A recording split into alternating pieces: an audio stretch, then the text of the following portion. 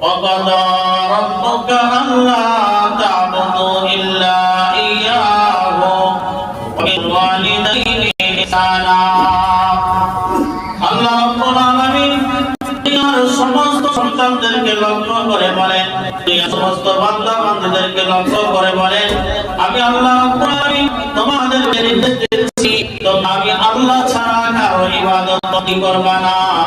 এরপরে আল্লাহ বলেন ওয়া বিল ওয়ালিদাইনি ইহসানা, মা বাবার সাথে তোমরা ভালো ব্যবহার করবে।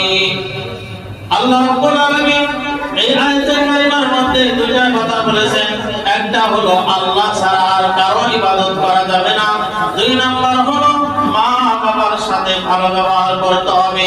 কোরআনে কারিমা যখন আমরা পড়ি যেখানে আল্লাহর হকের কথা আছে সেখানে মা বাবার হকের কথা আছে।